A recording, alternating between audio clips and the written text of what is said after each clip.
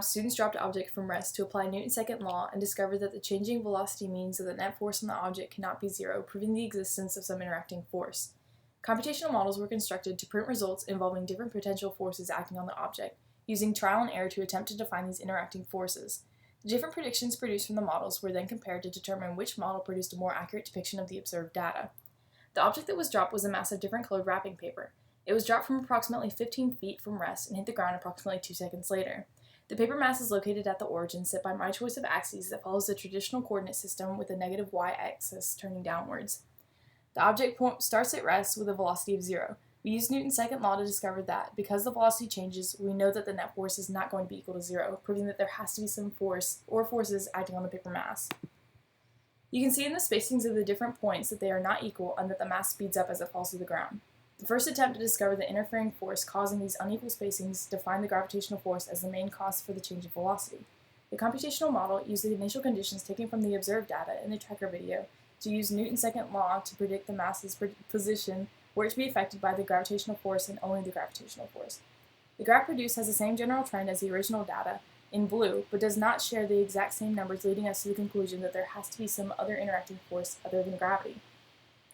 The second attempt to discover why the net force is not equal to 0 for this mass falling included drag force, or air resistance, pushing on the mass as it fell. I would predict that the graph would show a much better approximation of the actual data, and it does, but not by much. The orange line shows the predicted movement of the wrapping paper, taking into account both drag and weight forces. This line, as with the red line predicting with just gravity, underpredicts the object's movement, believing it to take longer to reach the ground than it actually does. We are now aware that there are in fact two forces acting on this ball of wrapping paper, gravity and drag.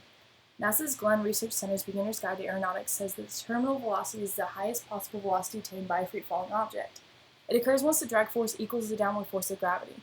In this case, the net force on the object is 0, and we know that that means that the object has an acceleration of 0.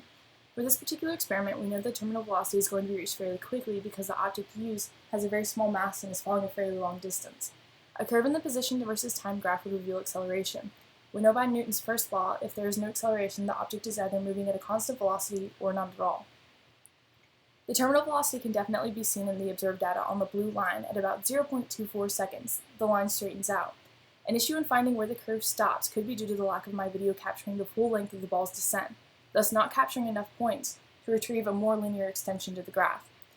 You would expect to see the curve in the weight force and drag force model, but we know that this line doesn't follow the observed data as much as expected either, so analyzing this graph may not give precise information. The red line you can see and would expect the entire line to be a curve since it does not take into account the drag force that is required to reach a terminal velocity. The velocity graph for this data provides an easier way to pick out the terminal velocity. The graph including both the gravitational force and the drag force produced a line that shows a downward falling object moving at an increasing velocity. A terminal velocity would be found where the velocity becomes constant, or holds the same value for an extended time interval. This graph does appear to do this, becoming more evident towards the later frames, which makes sense because of the lightness of the mass of the object used. The terminal velocity should be reached fairly quickly. It is easier in this graph to see how the drag force and the gravitational force both cancel out around 0.24 seconds. Even now the terminal velocity could still be seen more easily if the object had fallen a longer distance for a longer period of time. The velocity graph for the data taken from the computational model that only takes into account the gravitational force showed no signs of a decrease in velocity. This makes sense because there is no countering force for the weight force in this model. The object would just gain velocity as it continued falling because nothing would cause it to slow down until it reached the ground. This model projects the drag force so that the force is opposite the direction of the object's motion and so that its magnitude is proportional to the square of the object's speed. Because of the proportionality of this relationship, we know that if the velocity of the object were to increase, or say double, we know the drag force would also increase, but by a factor of 4.